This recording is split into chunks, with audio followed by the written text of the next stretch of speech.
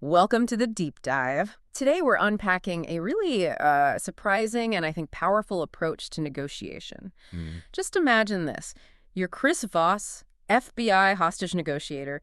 You walk into what you think is just a standard professional development seminar, Right. but bam, you're blindsided, thrown into this high-stakes role play across the table, Harvard Law School negotiation professors, and they hit you with it. We've got your son, Voss, $1 million or he dies. Oof. Yeah, even just hearing it described, you can almost feel that flash of panic. Even in the simulation. Exactly. Just jolts you, right? And it highlights those intense emotional stakes that are always there in negotiation, Yeah. whether we like to admit it or not. That's it, precisely. And look, this deep dive isn't about your typical, rational strategies, keep it all logical kind of thing. Right. Instead, we're digging into the FBI's very unconventional but hugely effective approach. It actually Yeah. transformed how they saved lives, and believe it or not, it can seriously impact your own day-to-day interactions. Absolutely. So our mission today, really, is to pull out the most important bits, the key nuggets of knowledge from this material. Mm-hmm. We want to give you a shortcut, basically, to understanding how mastering this kind of emotional intelligence can give you a real edge in any negotiation, big or small, and importantly, without having to compromise on what really matters to you. Okay, so lives are literally on the line, that kind of intense pressure. What did the FBI actually do differently? How did they pivot away from what places like Harvard Law were teaching?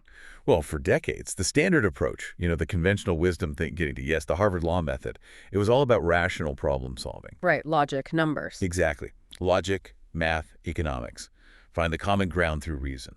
Objective criteria. That was the dominant idea. But while the Ivy League was deep in that logical framework, the FBI's hostage team, back in the 80s and 90s, they started realizing something was missing. A really crucial ingredient. That's right.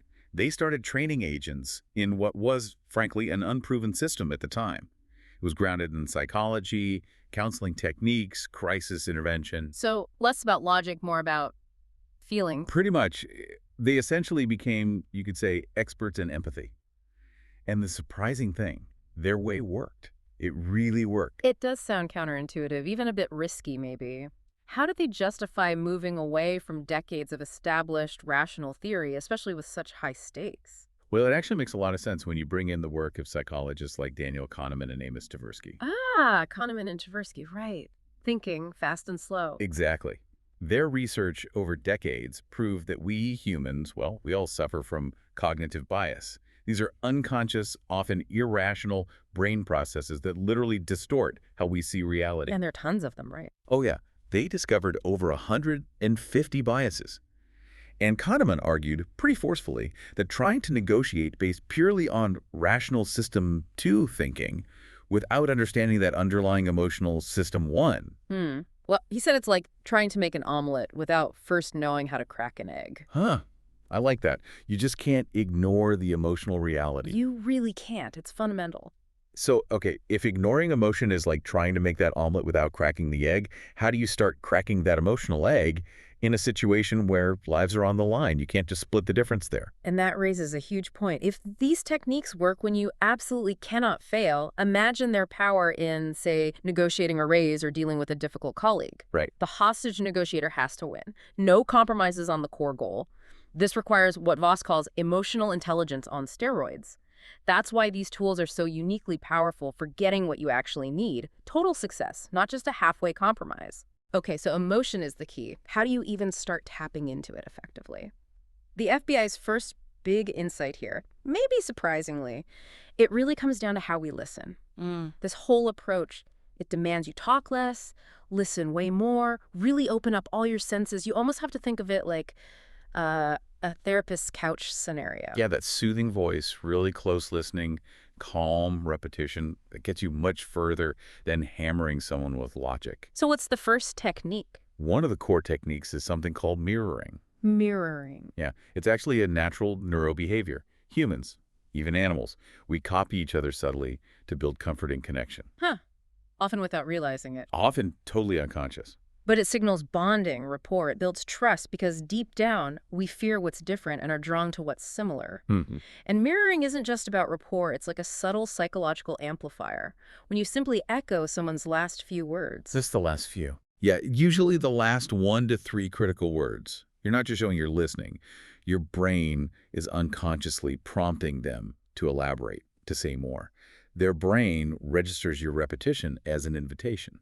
It feels like their idea to keep talking, not like you're pulling information out of them. That is clever. So the FBI's version is that simple.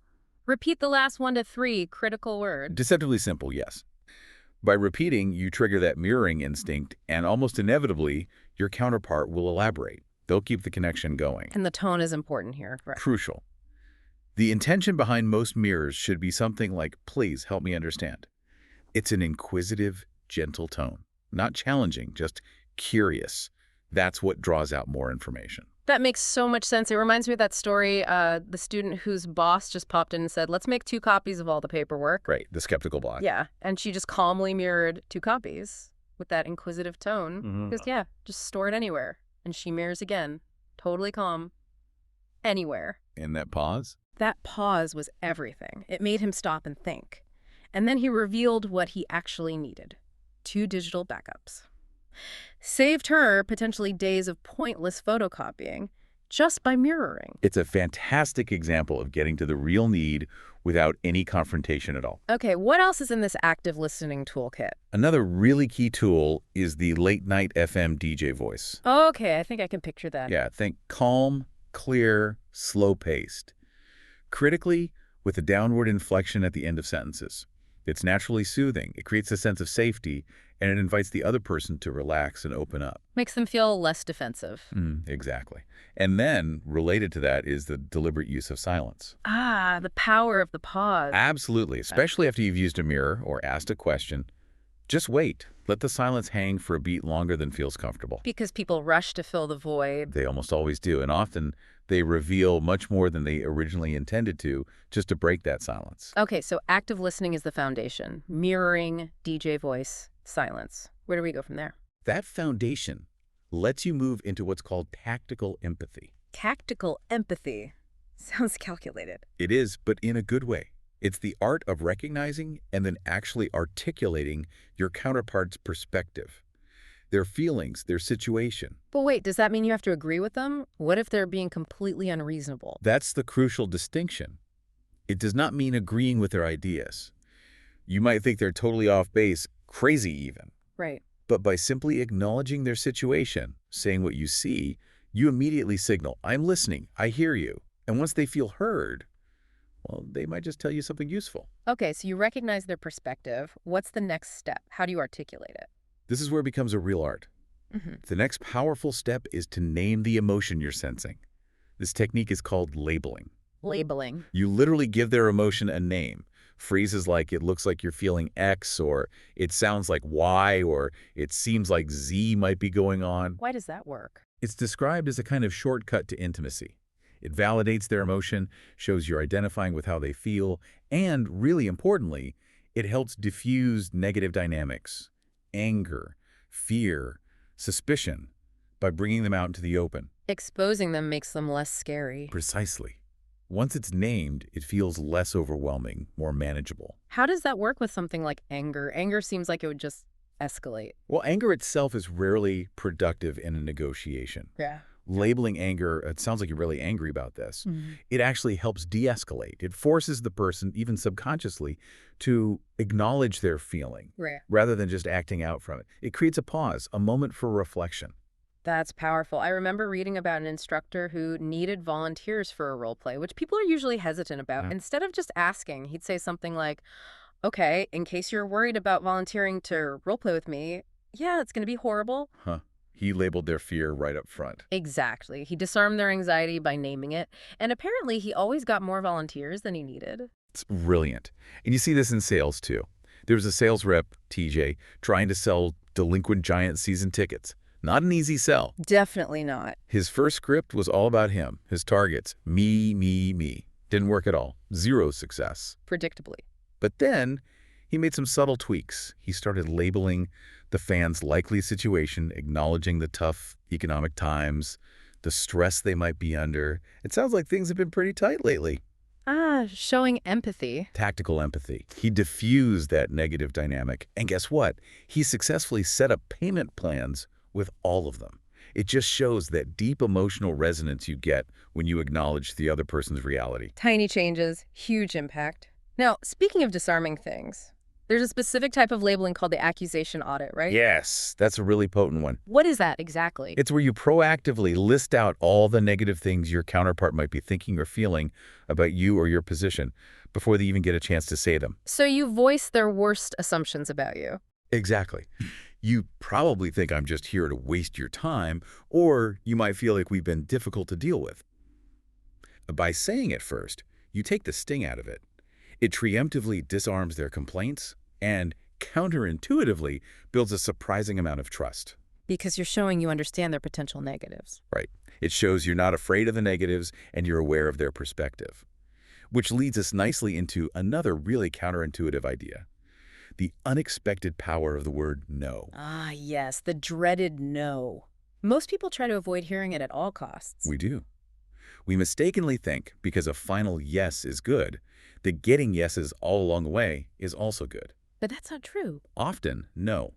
Early yeses, and especially maybes, can be completely worthless. They're often just counterfeit commitments people make to avoid conflict or end the conversation. So no is actually better. No is powerful. Yeah. No always changes the conversation. Critically, it gives the speaker a feeling of safety and control. Because they've drawn a line? Yes. They feel like they have a choice, like they're not being pushed into a corner. And feeling like you have a choice is absolutely crucial for reaching a genuine agreement later. In reality, no doesn't end the negotiation. No starts the negotiation. That's a complete reframing. I remember Voss's own story about trying to join the FBI's crisis negotiation team. He didn't just get a yes. Not at all. He went straight to the head, Amy Bondreau, and basically said, I want in. She asked about his qualifications, training, experience, psychology degree. And he had none of them. Nope. He answered no to everything. So her response wasn't, okay, welcome aboard. It was essentially no. But not a hard no. It was a no, but she said, yes, there is something you can do. Go volunteer at a suicide hotline. Then come back and talk to me. No guarantees. Got it. And he actually did it. He did. And when he came back, she was genuinely surprised. She apparently said, I tell everybody to do that, and nobody ever does. Yeah.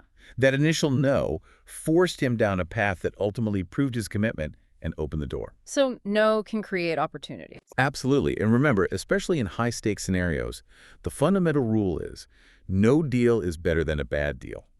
Even in a kidnapping negotiation, you cannot compromise on the really critical outcomes.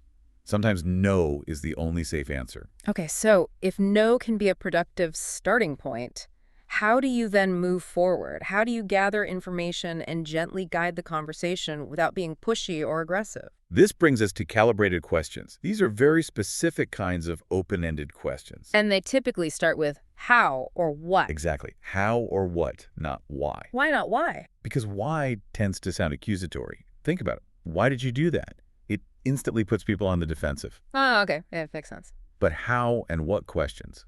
They implicitly ask the other party for help. They make them feel like they're solving the problem. Hey. It gives your counterpart the illusion of control, even while you are subtly framing the conversation and gathering information. So they talk more. They talk a lot more. They often reveal really important, sometimes hidden information because they feel like they're in charge of the explanation. And you mentioned the mantra, yes is nothing without how. Crucial. Getting someone to agree to say yes is totally meaningless if you haven't figured out how they're actually going to implement it.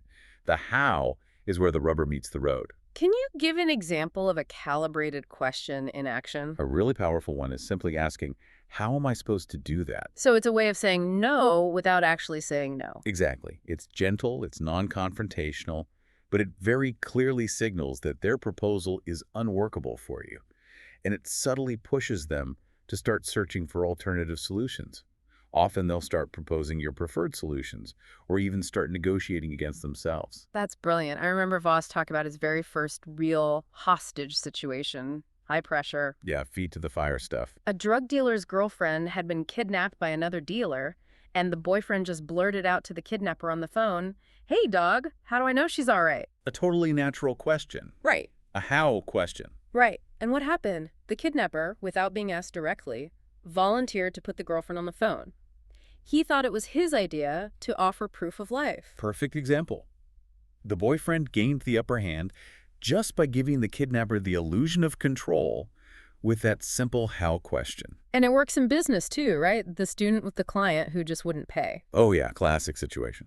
The student finally worked up the courage, summarized the whole payment issue clearly, and then just asked the client, how am I supposed to do that? Meaning, how can I continue working without getting paid? And the client's response. Immediate turnaround. The client said something like, you're right, you can't, and I apologize. Got a new contact person involved, and the payment came through within 48 hours, just from that one calibrated question. Incredible. What about situations where there are multiple people involved in the decision, people not even in the room? Ah, the behind-the-table players. Calibrated questions are great for that, too. You ask things like, how does this affect the rest of your team? Or, how on board are the people not on this call? So you uncover their internal dynamics. Exactly. You start to understand their constraints, their motivations, who you really need to convince. It helps ensure that any agreement you reach actually gets implemented because you've considered the whole picture. Okay, this is fascinating. We've talked about listening, empathy, using no, asking how. Now, how does all this actually shape the offers you make and receive? How do you use emotion to maybe bend reality a little? Well, the fundamental thing to always remember is that human decision-making is governed by emotion. Logic often comes later, just to justify the decision we already made emotionally. We think we're rational, but We're really not completely. And this is critical in negotiation. Probably the most powerful word you can use is fair. fair. Seems simple. Deceptively simple. People will bend over backward to comply if they feel they've been treated fairly. But they will lash out, often irrationally, if they feel they haven't been treated fairly. Is there science behind that? Oh, yes.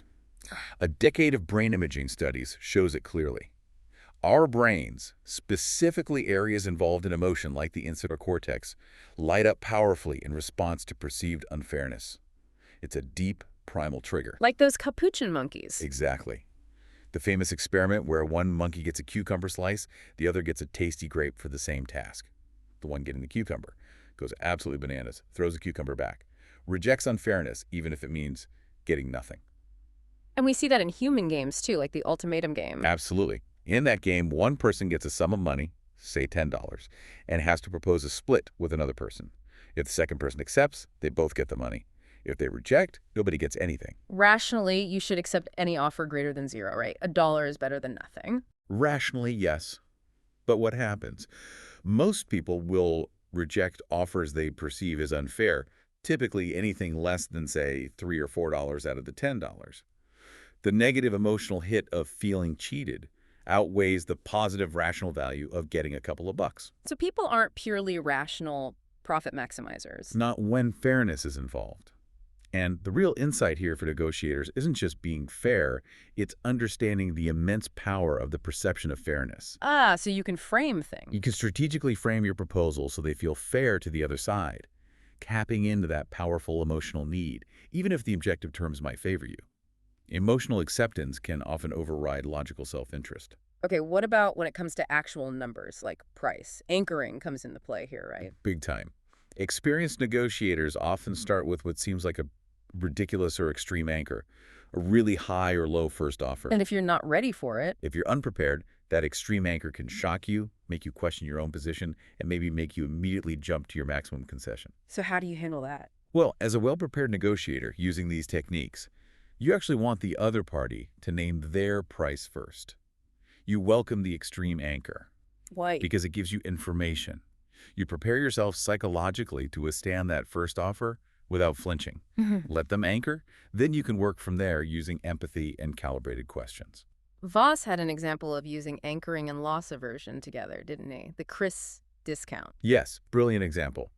He needed consultants to accept a lower daily rate than they were used to. Instead of just offering the lower rate, he anchored it differently. We'd frame it around a potential loss. Maybe imply that this rate was a special opportunity, and if they didn't take it, someone else would, and they'd lose out on, say, $500 compared to that other person. Triggering loss aversion. The pain of losing is stronger than the pleasure of gaining. Exactly. And by framing it that way, focusing on the potential loss, he apparently got 100% acceptance. No counteroffers, no complaints, even for a rate they might have initially balked at. It felt like a gain relative to a potential loss. Clever. And sometimes, focusing on non-monetary things can paradoxically help with money. It can, yeah. Pursuing non-salary terms with what Voss calls pleasant persistence builds empathy and rapport. Like the French student asking for more vacation. Right. She playfully kept bringing up needing an extra week of vacation because, that's what French people do. She was charming about it. And the company couldn't do the vacation time. They were stuck on vacation policy. But because she'd built that rapport, been so pleasant, and introduced this non-monetary sticking point, they felt compelled to give her something. So they increased her salary offer instead. Sometimes focusing away from the money gets you more money. Okay, this is all incredibly useful, but there's one more layer, isn't there? The idea of uncovering hidden truths, the real game changers, the black swans. Ah, yes, the black swans. This is where negotiation gets really deep. So what exactly is a black swan in this context? It's those hidden, unexpected pieces of information. The unknown unknowns. Yeah. Things you didn't even know you didn't know. Unearthing one of these can completely change the entire dynamic of a negotiation. And the name comes from actual black swans. Yeah, the historical origin. Europeans assumed for centuries that all swans were white because that's all they'd ever seen. Then, boom, they discovered black swans in Australia in 1697.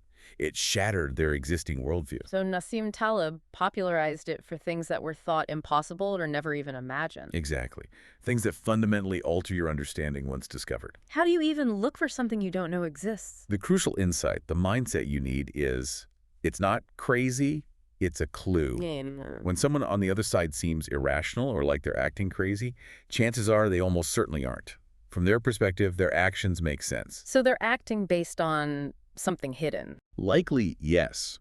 Bad information they have, hidden desires or fears, unknown constraints they're operating under. That moment when their behavior just doesn't seem to add up, that is your prime opportunity to dig deeper and potentially uncover a black swan. Don't dismiss it.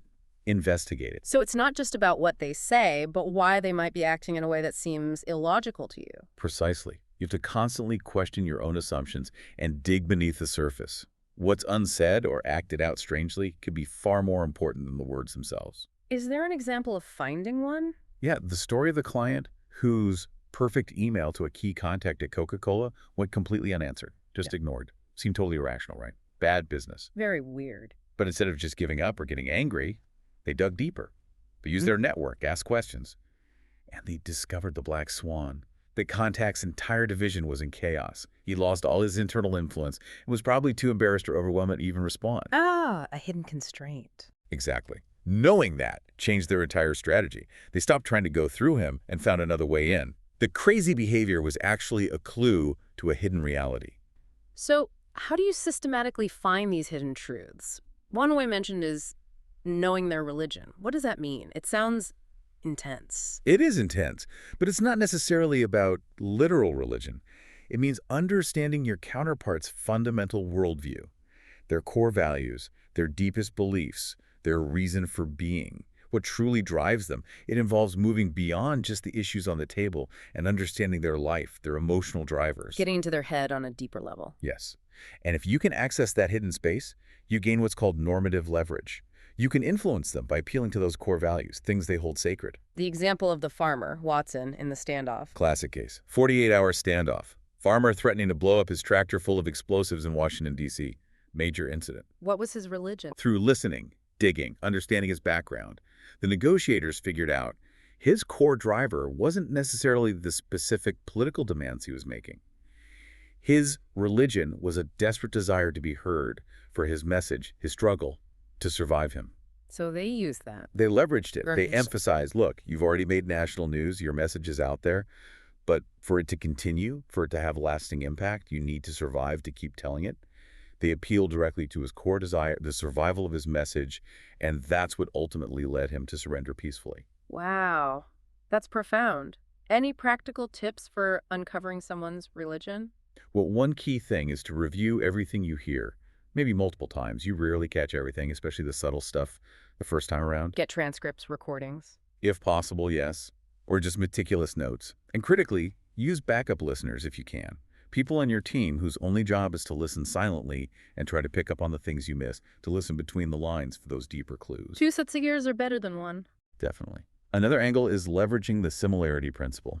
We touched on this with mirroring. We like people who are like us. Exactly. Social science confirms it again and again. People instinctively trust those they see as similar or familiar. Belonging is a primal instinct, as Voss puts it. So you actively look for common ground. Actively dig for it. Shared experiences, hobbies, cultural backgrounds, attitudes, beliefs, even something as simple as supporting the same sports team or belonging to the same club. Building that rapport, highlighting similarities, makes people more open to your influence. Many cultures inherently understand this and spend significant time building that connection before ever talking business. And face-to-face interaction helps with this. Immensely. Don't underestimate the value of FaceTime. Even just 10 minutes in person, or even on a video call where you can see reactions, can reveal more than days of email exchanges or background research. Why is that? You pick up so much from nonverbal cues, tone of voice, those little unguarded moments. Especially pay attention to the very beginning and very end of meetings, the hellos and goodbyes. The transitions. Yeah, think of it like the pregame and postgame. Yeah. People often let their guard down slightly then.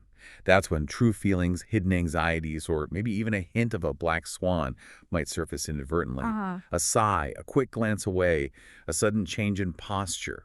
These can speak volumes if you're paying attention. Okay, so let's try and wrap this all up. What does this mean for you listening? This deep dive, it's really revealed negotiation as this profoundly emotional, psychological art form. Definitely not just about numbers and logic. We've covered the surprising power of really listening, mirroring the DJ voice, using silence. We've talked about tactical empathy, labeling emotions, the accusation audit. Then the counterintuitive strength of hearing and using no, and how calibrated how and what questions can illuminate everything, giving the illusion of control while you gather intel. Right. And we explored how emotion underpins everything, especially around fairness, and how things like anchoring and loss aversion work. And finally, that deeper search for the game-changing black swans by understanding their religion and finding similarities. And the key takeaway, I think, is that these aren't just tricks for FBI agents in movies. These are fundamental human interaction tools. Right. When you internalize these techniques, they can genuinely improve your career, sure, but also your relationships, your everyday conversations. It reframes potential conflict. Voss says daily life becomes a series of small conflicts that, managed well, can rise to creative beauty.